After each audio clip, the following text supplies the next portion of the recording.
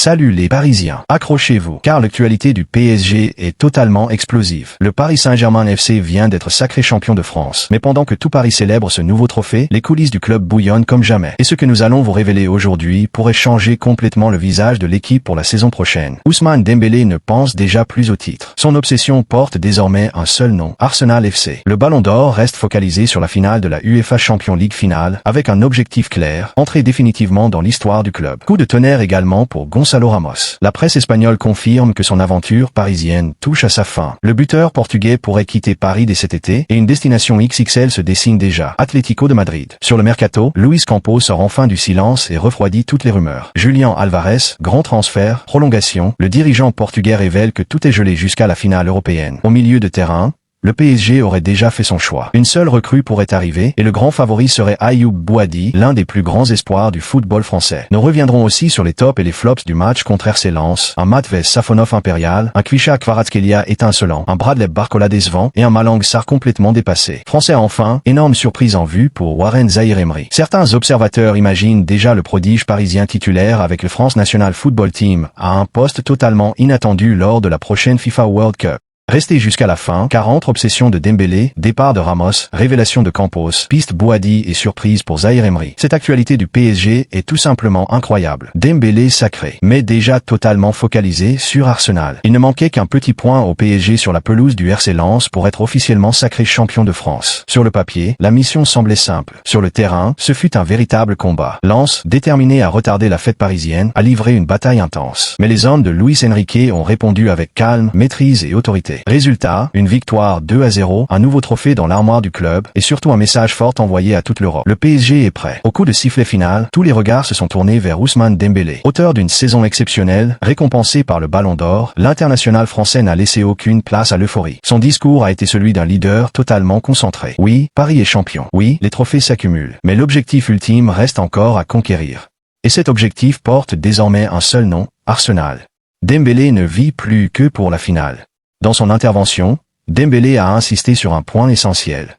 Les récompenses individuelles ne comptent pas face à l'ambition collective. Le message est limpide, il ne pense plus à ses statistiques. Il ne pense plus à son Ballon d'Or, il ne pense plus au championnat. Il ne pense qu'à une seule chose, soulever la Ligue des Champions. Cette obsession traduit parfaitement la nouvelle mentalité du PSG. Sous Luis Enrique, l'équipe semble habitée par une détermination totale. Chaque match, chaque entraînement, chaque minute est tournée vers cette finale européenne qui pourrait changer à jamais l'histoire du club. Un Dembélé impressionnant de maturité. Face à Lens, Dembélé a encore montré pourquoi il est devenu le joueur le plus influent de l'effectif parisien. Même sans marquer, il a pesé sur chaque action. Son pressing incessant a provoqué l'erreur décisive de la défense lensoise. Sa récupération haute a permis à Kvisha Kvaratskhelia d'ouvrir le score. Son activité a constamment désorganisé le bloc adverse. Il ne se contente plus de faire des différences. Il dicte le rythme. Il impose son intensité. Il inspire tout le collectif. Le PSG possède aujourd'hui un Dembélé au sommet de son art. Gonçalo Ramos, la fin d'une aventure à Paris? Alors que Dembélé brille, l'avenir de Gonçalo Ramos semble de plus en plus incertain. Arrivé en 2023 avec l'étiquette de grand buteur, le Portugais n'a jamais réellement réussi à s'imposer comme titulaire indiscutable. Malgré son sérieux, son professionnalisme et son sens du but, il est resté cantonné à un rôle de joker de luxe. Une situation devenue difficile à accepter. Ramos veut jouer davantage. Gonçalo Ramos ne souhaite plus se contenter de quelques minutes en fin de rencontre. À 24 ans, il veut être au cœur d'un projet. Il veut enchaîner les titularisations. Il veut retrouver un statut majeur. Selon la presse espagnole, le joueur serait désormais prêt à quitter Paris dès cet été. Et le PSG, conscient de ses attentes, ne devrait pas s'opposer à son départ. Espagnol, l'Atlético de Madrid à l'affût. D'après le quotidien AS, Atlético de Madrid suit de très près le dossier.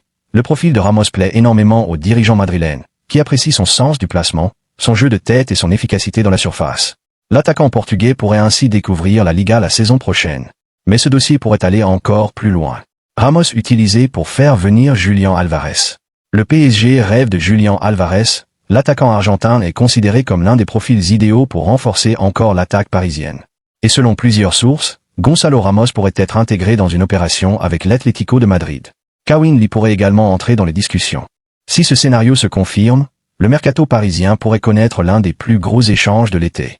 La direction parisienne ne veut pas bouleverser un effectif qui a atteint une maturité exceptionnelle, mais souhaite apporter quelques retouches ciblées, intelligente et potentiellement décisive pour permettre à cette équipe de rester au sommet du football européen pendant de nombreuses années, et dans cette logique, un nom ressort avec une insistance de plus en plus forte, celui du prodige Ayoub Bouhaddi, considéré par plusieurs observateurs comme l'un des milieux les plus prometteurs de sa génération et comme le candidat idéal pour renforcer un secteur déjà extrêmement dense mais toujours perfectible. Depuis plusieurs semaines, la direction menée par Luis Enrique et Luis Campos mène une réflexion profonde sur la composition de l'effectif, et contrairement aux étés précédents où le club cherchait parfois à corriger des déséquilibres structurels, l'on n'est plus à la reconstruction mais à l'optimisation. Car Paris dispose aujourd'hui d'un groupe cohérent, compétitif et discipliné, capable de dominer en France et de rivaliser avec les plus grandes puissances du continent, ce qui pousse les dirigeants à adopter une stratégie mesurée, presque chirurgicale, où chaque arrivée devra répondre à un besoin précis sans perturber l'équilibre collectif patiemment construit au fil des mois. Dans ce contexte, le milieu de terrain apparaît comme le secteur le plus stable de l'effectif parisien, tant les solutions sont nombreuses et complémentaires.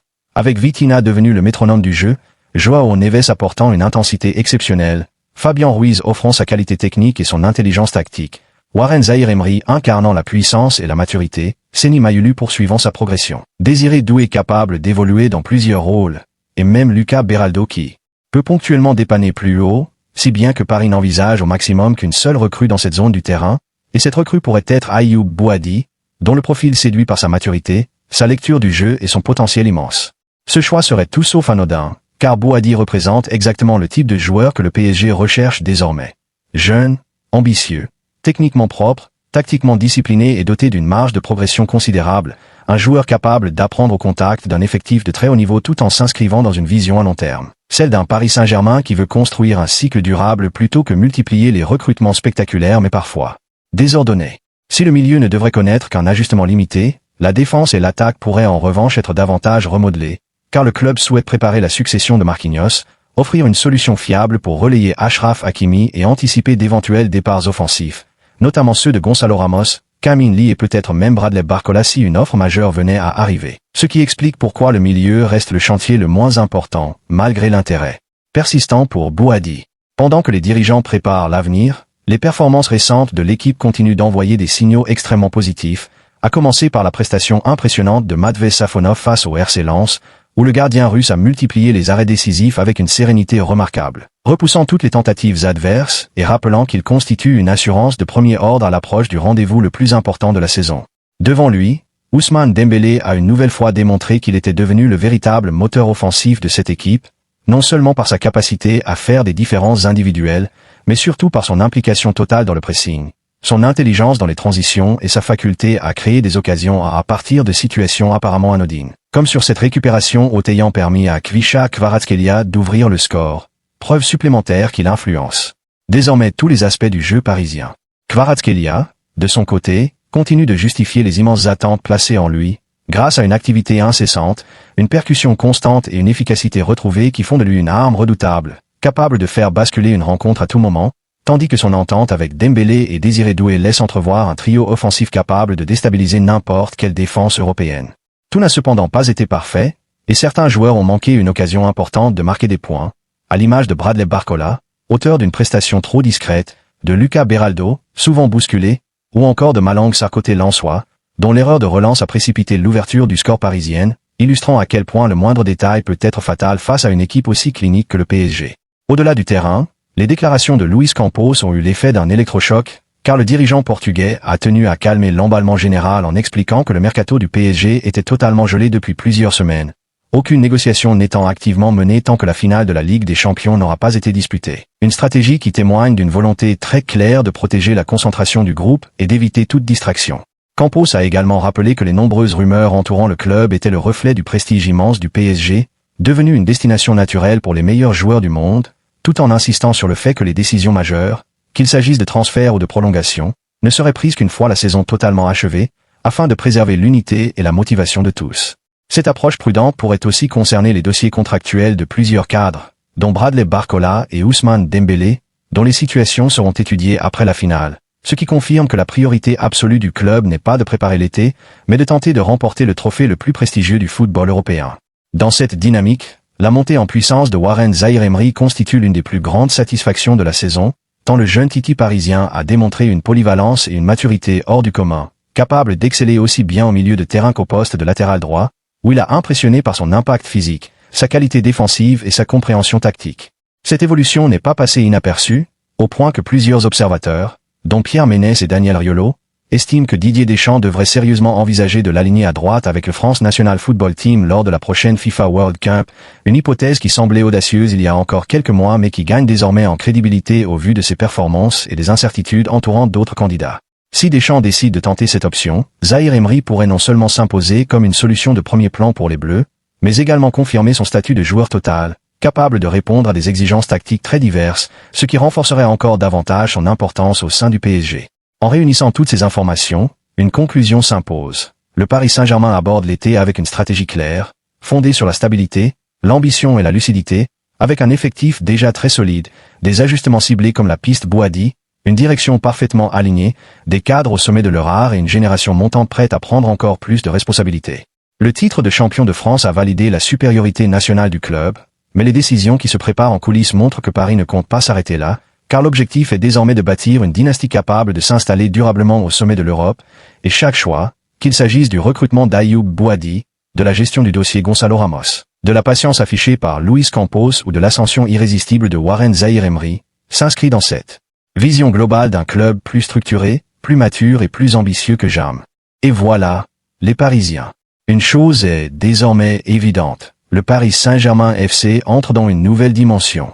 Entre un Ousmane Dembélé totalement obsédé par la finale contre Arsenal FC, un Gonzalo Ramos de plus en plus proche d'un départ vers l'Atlético de Madrid, la piste très sérieuse menant à Ayoub Boadi, un Matvei Safonov impérial, un Kvisha Kvaratskhelia en pleine explosion, et un Warren Zahir Emery qui pourrait bientôt devenir une arme redoutable avec le France National Football Team. Tout indique que le club de la capitale est en train de construire quelque chose de gigantesque. L'analyse globale est limpide. Paris ne veut pas tout changer, Paris veut perfectionner une machine déjà redoutable.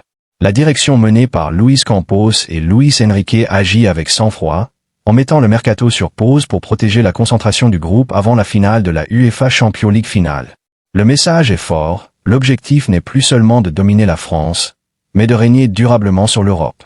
Si le PSG remporte cette finale historique, le club deviendra encore plus attractif, les plus grands joueurs voudront rejoindre Paris, et des décisions majeures pourraient transformer l'effectif tout en conservant une base déjà exceptionnelle.